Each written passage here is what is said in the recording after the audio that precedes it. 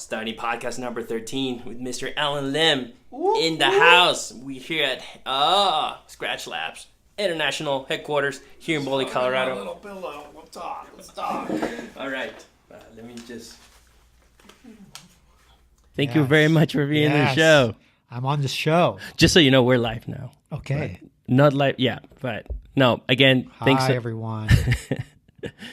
Thank you very much for being on the show today. I hope you don't mind all this kind of mess here in my computer. Anyway, but this is the real deal. You smell really good. Smell like my cats.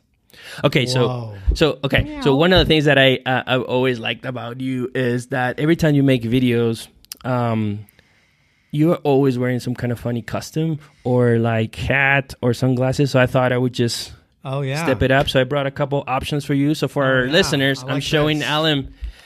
He's about to wear a pair of Elvis Presley sunglasses. Maybe you want to show that to the camera right there. Looking good. And so I'm going to wear, this is my new look, Allen. What do you think? So it's... those are blue blockers. Yeah, I know. You know what is inspiration? I was watching the movie The Hangover. And I don't know if you remember Zach Galifianakis. He wears this the sunglasses there. Anyway, and I was like, that looks so badass. And I have a big head.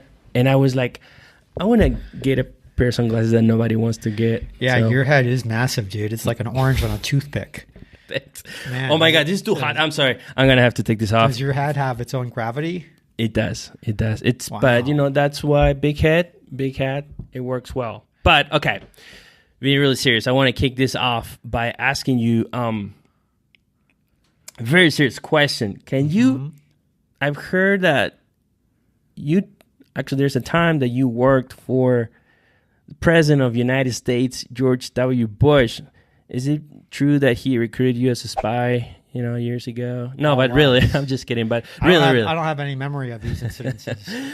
But I think it's such an awesome story. Can you share, with our audience more about that experience? Well, I want to share with you my experience with a guy named Chris Fortune. Okay. He is the owner of the Ceres Cycling Group, PowerTap, and the Ceres Racks and Cyclops and a bunch of different great products, great company. Yep. I was a kid in graduate school, and I had initially gotten my funding through the tea company Celestial Seasonings. What? No way. Yeah. Interesting. Yeah. Okay. And Celestial Seasonings, however, was bought by a company called the Hain Corporation. Yeah, of course. And when they sold the company, the new owners wouldn't honor the agreement that they had with the university. And so my letter of kind of financial support basically got flushed down the drain. I was left high and dry, and the university initially, kind of supported me by letting me teach and, start that. And that's the time when you were pursuing your PhD? Yeah, I was pursuing my PhD. Mm-hmm. Obviously you need funding to keep your research going and the laboratory going and et cetera. And so what ended up happening was I was working with the eTune guys who had developed this product, PowerTap. Yep. And I was helping them out by looking at the kind of physiological side of what this product could do. And Chris Fortune was really interested in this product, and he decided to purchase it. And when he decided to purchase this product, which was this brand new kind of up and coming technology, he decided to effectively keep me on the team and to help support my PhD work. Nice. So without Chris Fortune, I never would have gotten the degree. The PowerTap would have disappeared. But this guy kept these things. He kept it going, and he gave me my education. My dad passed away when I was in graduate school, my last year. Okay. So I took a small leave of absence, and during that time, I didn't have health insurance. When Chris found out, he put me on the company's health insurance program. He put me down as an employee of the company. And he kept me on the health insurance plan until this year. Wow. So the better part of 20 some odd years almost. Wow. He took care of me. And, now that Skratch is doing really well, I was like, Chris, you do not have to keep on doing this, man. Oh, that's amazing. But long story short, one day I get this call from Chris Fortune. He's like, Al, you're going out to meet the president. Chris doesn't really talk that way, but it sounds more interesting. Sounds better. And so, I got to help a little bit, but I was helping out G-Dub because I was helping out Chris. Yeah, right. Yeah. Wow, that sounds like an amazing experience. Was it related with, cycling or training or hydration? Or I handled the whole entire Arab-Israeli conflict, basically. We need you back, Allen. Oh my gosh! Don't get me started. It's a complicated. It's so funny because you put things into perspective, right? Like I was never really, and this is just me, never a big fan of Mr. Bush, and I'm like, oh please. I wish he was. Anyway, but leadership is a complicated thing. Oh yeah, we're gonna talk about that. So I love how you put this on your Instagram profile that you were made in the Philippines. What is the Chinese part? You have a little Chinese parts. Yeah, Chinese parts. All my parts are from China. Made in the Philippines and programmed in LA. So you were born in the Philippines, and your mom and dad are both from China. So that's right. And so they moved to the Philippines, and then later on they went to the U.S. I think you were like 2 years old, maybe when I was just a baby. That's incredible. Like 7 months old, something like that. Yeah, 6 months old. May 19th, 1973. Okay. I'm just curious, what made your family migrate? It's an interesting story because I migrated from Peru as well. Yeah. But look, as bad as things may get anywhere, there's probably somewhere that is worse. Yeah. And my family's history is a lot about running away from shit that is really bad. Yeah. There was the invasion of China by the Japanese during World War II, and there was a lot of fleeing that went on at that period of time. That's when my grandfather on my mom's side fled China for the hills of the Philippines. Yep. Literally during the whole entire war, my mom's side of the family, they hid in caves in the Philippines. A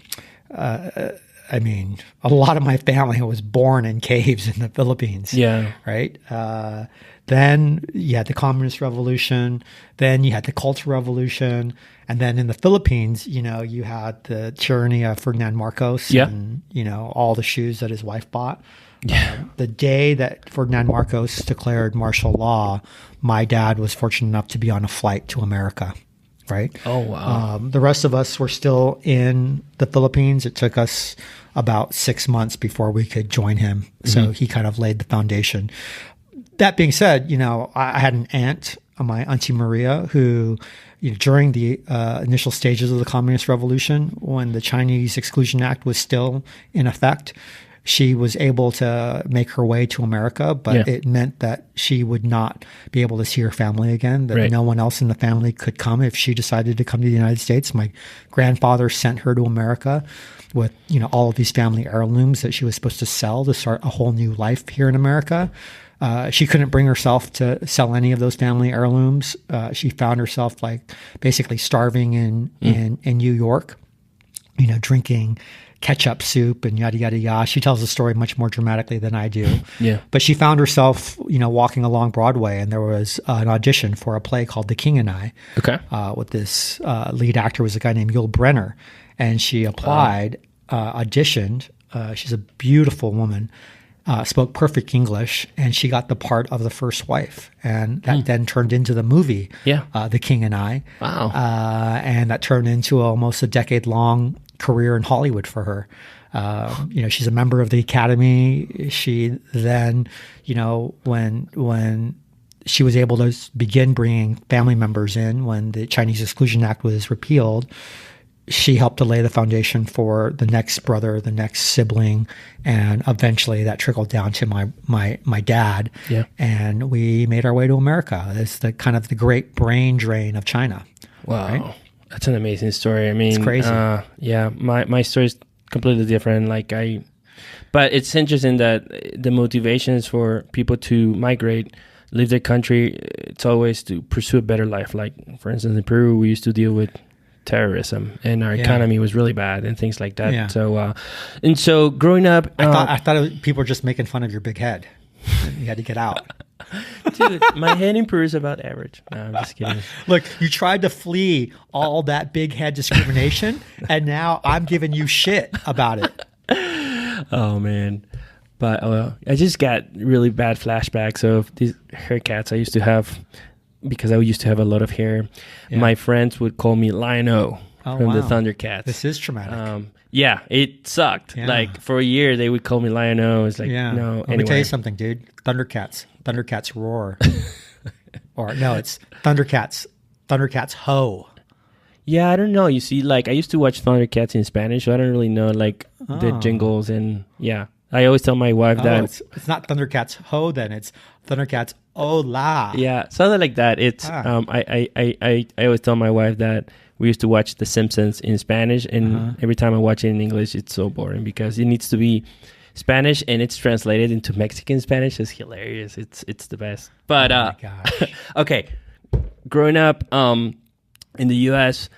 You got into cycling pretty much since you were young. I read this story in an article that you basically became obsessed with it after watching a movie. Is that right? Yeah. Can you talk more about that? My brother and I used to ride bikes all over Los Angeles as just a form of transportation. And I still believe that the bicycle is a tool for social justice. It's not just a tool for sport. It's not just a tool for recreation. It can change the world. And I saw that positively impact my life growing up in LA, which is a city that you don't think about when you think about cycling. Yeah. But I got obsessed with thinking about cycling as a career, and I got obsessed with racing because of the movie American Flyers. Right. Now, granted, Breaking Away is a far superior movie, and I'm not saying that American Flyers was a good movie, despite the fact that Michael Eisner, one of my heroes, was part of the movie. I'm just saying that American Flyers was hugely influential because Kevin Costner's character was a doctor who worked with athletes, who was a bike racer. Nice. And all of a sudden, I could see a path that I could potentially be Kevin Costner one day. That's me. In the movie American Flyers. So, we didn't have the van that he had, but we had the 1985 Toyota van. Yeah. That was good enough. Yeah. And, many, many years later, I found myself driving that van with my brother, right? Yeah. Just like in the movie. Yeah. To start a life in Colorado. That's amazing. It's funny. You were talking about Breaking Away, which, by the way, I haven't seen. I haven't seen the movie. What is American Flyer? Sorry. Yeah. Which probably is a sin, but I've seen Breaking Away a lot, and I lived in Bloomington 2 years because I went to school there. Yeah. So the first time I saw the movie, it just looked so familiar. It was really cool. Never been to the little Indy 500, which is embarrassing. People ever ask you like, "Oh, where did you learn how to speak English?" Yeah, and I always tell them there's like 3 miles. Tell them Indiana. It's a better story. It's so many times. But so then after you finished school, you went to college and then went to got your PhD. But I wanted to ask you first. I'm curious, like your family living here. Was it hard to get used to the American culture? Well, I think what was hard was not necessarily getting used to American culture because I don't know any differently. What was hard, and what has always been hard, was being seen as different. Right? Or being stuck in between cultures. Because I think as a kid, I tended to always identify with the people that I was around. You know? So like when I was in, the second grade or whatever it was, I was in elementary school in East LA in El Sereno Middle School and or elementary school. And our class got selected to march in the Cinco de Mayo parade. So we learned this whole entire dance. And on Cinco de Mayo, we got dressed up in our ponchos and the sombreros and the whole bit. And I'm just dancing my little ass off through the streets of Los Angeles, And I didn't know any different. I didn't know any better. I was just, I did the dance and I was awesome at it. Yeah.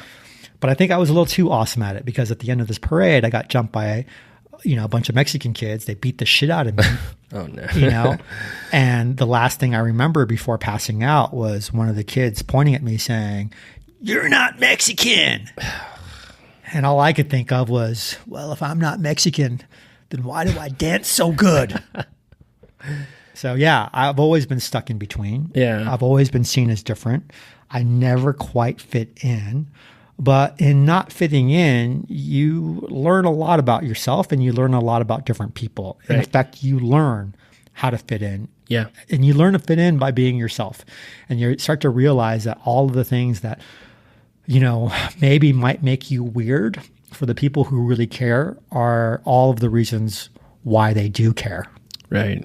Right? Right. Yeah. Just like your head, Hugo. My God, my head's going You're the one who opened this up. I'm going to be giving you shit about this No forever. more head conversation. No, I'm just kidding. Okay, stay focused, dude. Stay focused. Okay, so let's talk about how you got involved with professional cycling. So you were talking about a PhD working for the Power Tap. Okay. Yeah. And so did you start working in the industry right after you finished your PhD? Not really. Okay. I had a stint back at my mom's house, as one does.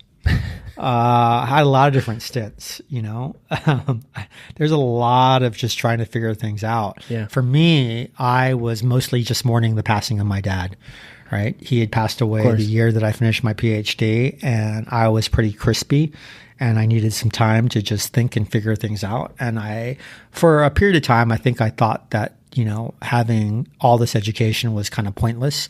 I didn't necessarily feel that I was any smarter or any better, or that I had learned much more than learning that I didn't know a lot. Yeah. And that's kind of what maybe higher education does. There's a lot of humility in it, and it's a very humbling experience. I remember going out with my professor after I had received my PhD to lunch, and I told him I felt kind of miserable, that I was, pretty confused, and I didn't feel like I had really accomplished anything.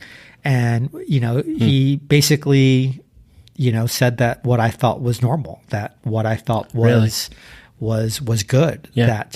That it's not supposed to, I don't know, you can't have this arrogance about it, right? Yeah, right. That you had to have a lot of humility because there was so much to learn, and that learning was a lifelong process. But what he did point out to me was that what had changed was no longer kind of how I saw myself, but how other people saw me. Wow, cool. Right? And that was the gift. Yeah. That was the gift that I received from my education. That was the gift that I received from my mentors. I got the gift of, maybe people knowing that I could figure it out. Yeah, right. Nice. Even if I didn't have the answer. Yeah, right. And the gift that I got from, everyone who taught me all those years was the gift of how to solve problems. Right? Yeah, exactly. Yeah. Science isn't a belief system. Science is a process. Right. And that's ultimately what I was given. It's interesting. I'm thinking about when I went to business school. So when I think about the things that I learned the most from business school, it's definitely not accounting or marketing. It's more like the way of thinking about things, building a structure. How do you face, different types of situations, or working with other people, building or developing your leadership skills. Definitely more like soft skills than, your specific, this much finance or accounting or whatever. Yeah. What I didn't realize for a while was that my fundamental approach to solving a problem was different than most of the people around me. Really? Like how, remember, in terms of being systematic, yeah, in terms of how to do research, in terms of knowing how to do the research, in terms of knowing how to tap into, library databases, in terms of knowing how to read a scientific article, in terms of taking notes and building spreadsheets, in terms of just process, right? In terms of coming up with different hypotheses or different ideas, in terms of flow charting, in terms of, collecting data, designing experiments, in terms of doing statistics, in terms of being rational, and yet at the same time having faith or belief in your own thoughts and perspective, and figuring out how to prove them or disprove them. Yeah. I was just thinking about, I think this article I read an article from Wired. Yeah.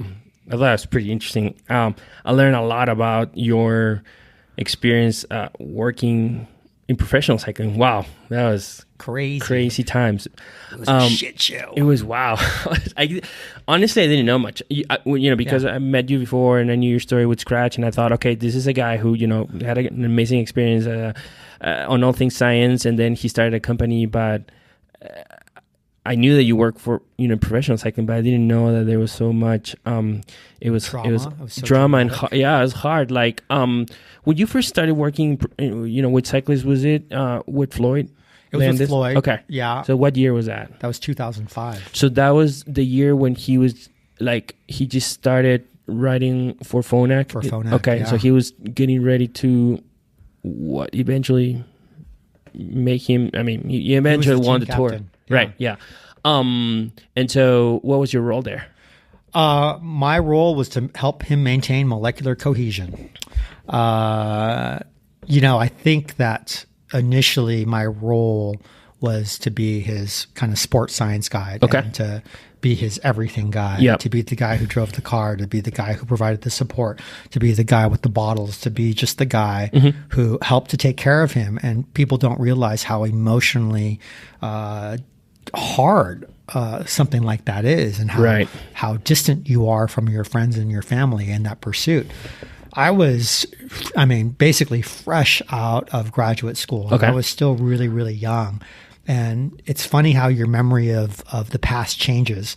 But I think that the way people see me now and the way I saw myself back then are very different things. Back then I was this young, scared, vulnerable kid who was trying to do the best I could with an opportunity to help Floyd. Right. But what I suddenly learned about the pro peloton was that athletes would do anything to win. Right. And I came in to the sport, unfortunately, at the heyday of the arms race, right? The heyday of doping and performance enhancing drugs. It was there, when I got there. And that for me, relative to my kind of childhood expectations of American flyers and, all of that stuff was really, really traumatic and really, really devastating. But I see good in it. I think the trauma for me of being exposed to that world gave me a real sense of purpose to make things better. Yeah. It gave me a real reason to begin fighting. And for me, that was kind of a transition point between the death of my father, coming onto the pro tour, and kind of coming into the reality of the world where I had to go from being this naive, vulnerable, scared kid to being someone who had something to fight for. Right. And what I ended up finding myself fighting for was I found myself fighting for this group of young Americans who were really personified through a writer named Ian McGregor. Yeah.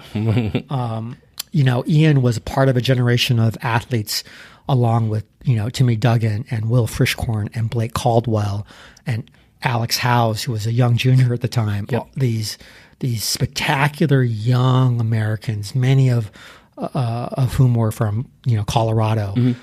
And I saw in them this opportunity to make things better. I saw in them what I didn't want to happen to them with respect to what had happened to Floyd.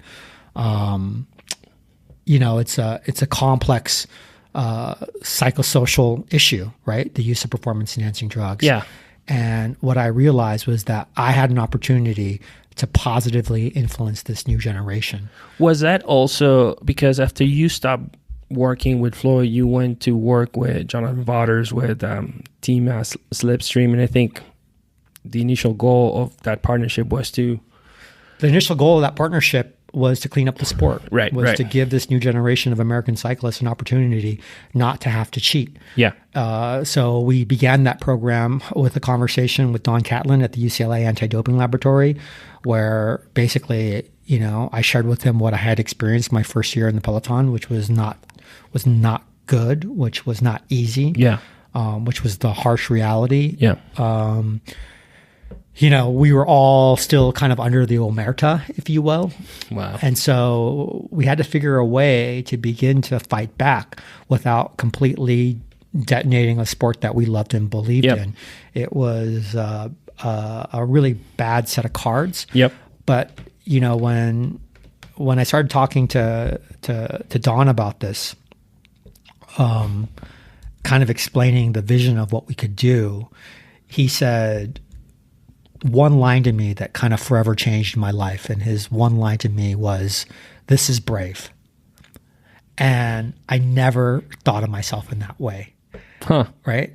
I never thought of myself in that way because I think I was always scared.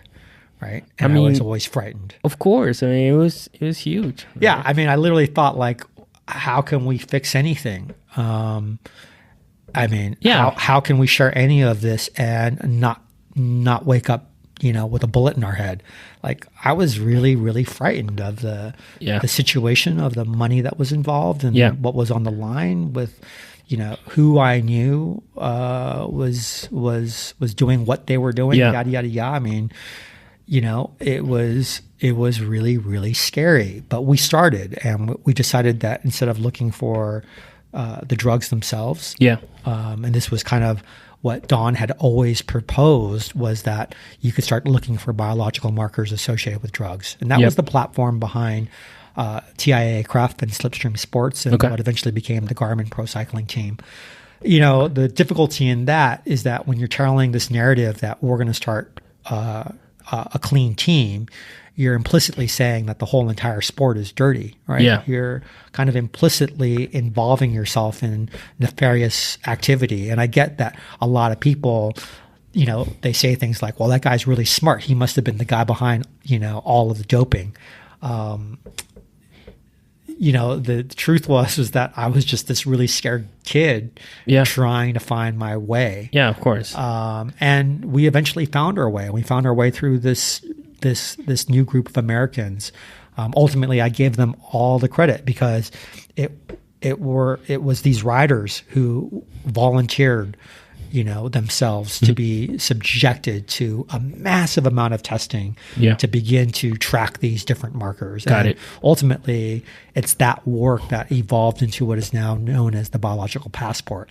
And so, I commend all of the medical staff and all of the individuals who are part of that Slipstream team and that Garmin program, Jonathan Vaughters and the whole group, because as much criticism as they've all taken over the years around this issue, there's no other group in my mind that did more to positively affect the sport of cycling than that squad of athletes and staff members and doctors and scientists.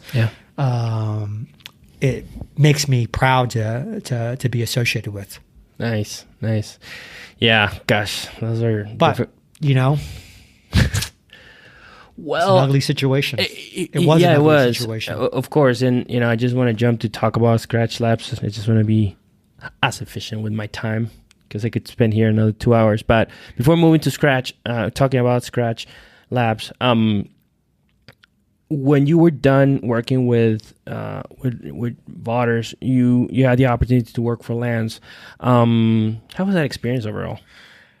Overall, the experience or the expectation versus, I don't know, or yeah, I think again, like outside looking in, I get a shit ton of criticism for that move, but in my belief system, I really felt that if I could help Lance ride that tour clean, that we would be putting a stamp on that whole entire movement. Right, you would have changed the culture, really, huh? Yeah, because he was still the leader, right? And and it's interesting because when I began working for Lance, he was extraordinarily generous.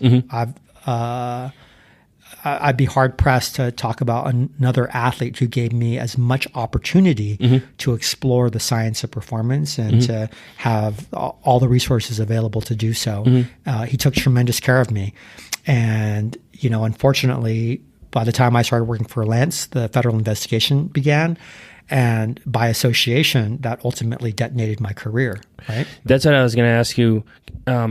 Talk about the transition from your experience working for professional cycling to starting Skratch. I'm just curious. I mean, I'm trying to think about that must have been a hard thing because like there you think your career's over. It was extraordinary. What do I do? I had always felt and believed that I did everything possible to take care of the athletes I worked with. Yeah. I've worked with hundreds of athletes, and I'm remembered for 2 athletes, right? And that pisses me off. It pisses me off because they weren't the athletes that I had the most profound effect on, right?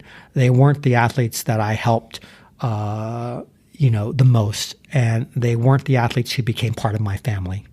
Right. Right. But when I came home from the 2010 Tour de France, I came home to a cadre of federal investigators. Yeah. And you know what? It wasn't me deciding that my career was over. It was the rest of the world deciding that my career was over. Right. So the gig was up, and you do what you normally do. You watch a lot of television, you peruse the internet, you find a lot of fucking weird videos out there. Yeah. Yeah. Occasionally, check out online if there are any jobs that you're qualified for. For me, the answer was no. I just can't, now that you say that, it's just amazing because I mean, what do you do? Like I knew how to train Grand Tour riders. No, and what I was gonna say is like, there you go. The person who started Skratch Labs is telling me about the time that he just couldn't find a job. Oh yeah, there was no way in hell. I was screwed. I was totally done. I remember, at the time looking for jobs, not being able to find a single gig. Yeah. And basically lamenting to Ian McGregor, who's now the CEO at Skratch, that holy cow, I am fucked. Yeah. Right. And I mean, I was so miserable, terrified, and just angry. Yeah. I mean, that anger drove me in some ways, but it was also really, really destructive in other ways. So we just found our way, At the time, athletes were still asking me for the sports drink that I had been making for them. Correct. They were still asking me for the recipes and the different ideas that I had developed while I was on the pro cycling tour. And initially, I was really angry. I didn't want to help anyone. But I started to realize that, these athletes are still my friends. Yeah. And I started with Ian making sports drinks at first in a little blender, in my kitchen in my little condo here in Boulder, and then Ian figured out that we could make this stuff in a food safe paint shaker. Yeah. So we used the paint shaker at McCucken's Hardware. Yep.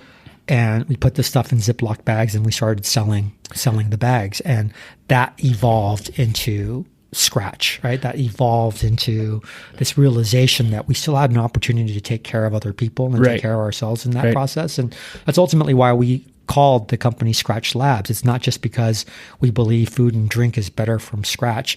It's also because we were all starting our lives over from scratch. It's this belief that no matter where you find yourself in life, you can always start from scratch. And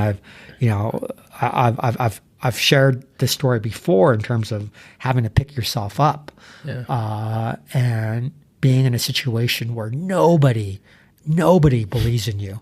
Nobody is kind of willing to give you the time of day. And that was super hard for me to be all of a sudden ostracized by association. And people still do it to me today. Yeah. It's pretty, I was just going to say it's pretty inspiring because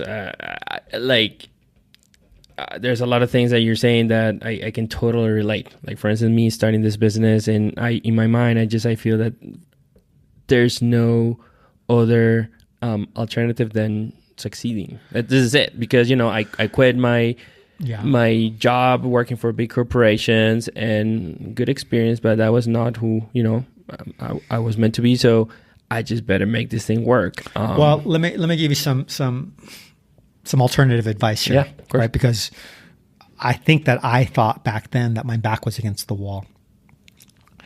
There's this little bit of advice that was shared to me by Kelsey Finney, who is the daughter of Connie Carpenter and Davis Finney. Yep.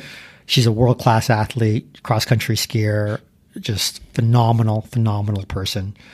And I found myself in a period of time really, really struggling. And she was just in high school at the time, and she looks at me and she just says, "Al, you got to let happiness be your revenge. Right? Yep. Because I was filled with so much bitterness. Yeah. And this idea, let happiness be your revenge. Yeah. Let happiness be your revenge. And then you start to ask yourself, well, how do you be happy? Yeah. What are the things that make me happy? And I realized that so many just little things make me happy. If I can take a nap, I'm so happy, right?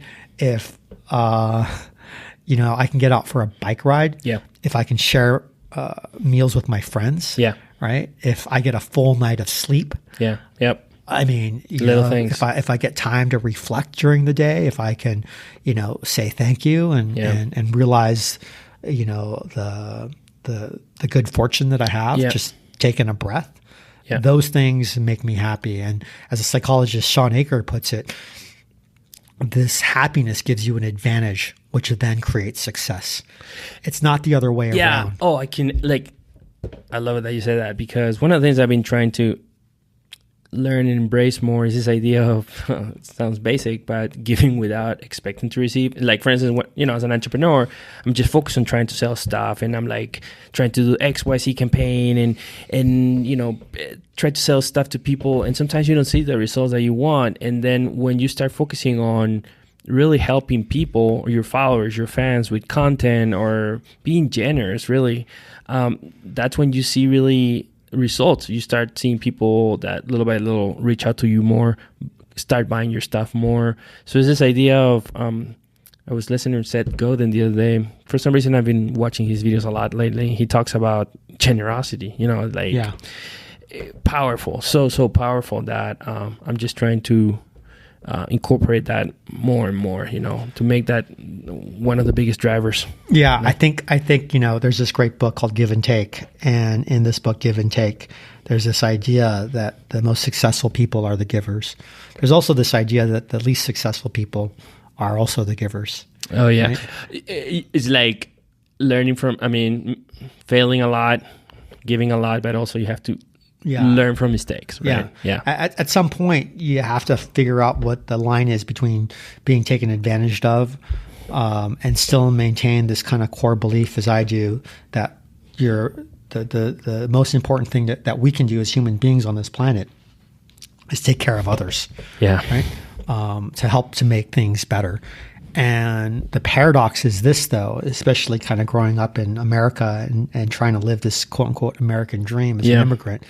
It's this idea that, I really do believe that we're here to take care of other people. But I also really believe that if you don't take care of yourself, nobody else will. Right? And that's a tough polarity to have to live with sometimes. Talk about it. Like, I'm working on that. Like, I found that when I work on, let's say, my business, I don't take care of myself. And you're right. Like, you don't love yourself first, it's hard. And I'm working on that as well. Come on. Get it together, dude. I know. Oxygen mask. Gosh, all right. A few more minutes. Man, you're so busy. Okay. I'm curious. You were talking about Ian. For our listeners, and I think Alan mentioned this before, Ian McGregor is the CEO of Skratch. Yeah, so he's the guy who started this company. I'm curious We started this company together, but it was really kind of his common sense. It was his ability to execute. It was his ability to do. And it was his realization that of all of our opportunities, fulfilling this need for a better sports drink was what we could at least make a living on in the short term. Yeah. We didn't necessarily know back then that this would allow us to make a living in the long term, but, all hats to Ian, because as much of a dreamer as I am and as much of the face of the company that I am, if it wasn't for Ian, this thing would not have happened. Right? Yeah. And that's what I was wondering, because, you're not the CEO. Like, it's interesting that, like, in the beginning, the way you guys establish roles, it's like, okay, I'm gonna be doing this, and Ian, is gonna do, focusing on the thing. So,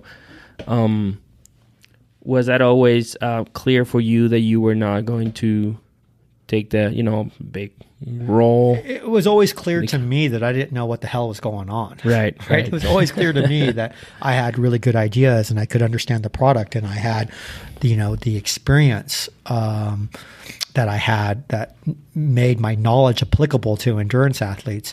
But execution, legal forms, setting up a business, trademarks, execution, supply chain, operations, process, management, all of these things that you eventually have to learn. Those were skill sets that Ian was much more natural at. Besides Ian, I had my old college roommate, Aaron Foster, step in. And it was really the work that Aaron and Ian did that helped to give me a platform to actually be myself. Yep. And what I think they gave me the opportunity to just be me. Yep. At a time when, I was tarnished, and where kind of all of these mistakes of my past were rearing their ugly head. Yep. They were still there as my friends saying, "Hey, Al, we believe in you. We believe in what your capacity is. We believe in what we can do here." And they were the ones who basically blazed the trail and pulled me kind of out of a very, very dark place. Yeah. The biggest lesson that I've learned here at Skratch is you cannot do this alone, right? You need a team, and you need people who can just, slap you upside down the head sometimes and say, let go of your old bullshit and let's just get to work, right? Yeah. Forget about what the naysayers might be saying or exactly. the trauma of your past. That's all water under the bridge. Yep. With that in mind, it was really clear that Ian was the brightest of us all. He had the greatest ability to learn really, really quickly. Mm-hmm. And he's a voracious reader, and his reading comprehension, his math skills, his ability to process and put things together is incredible. So I realized really, really early, as did Aaron, that Ian was the person who needed to lead us. Yeah. That he needed the person who was in that, kind of top tier executive role.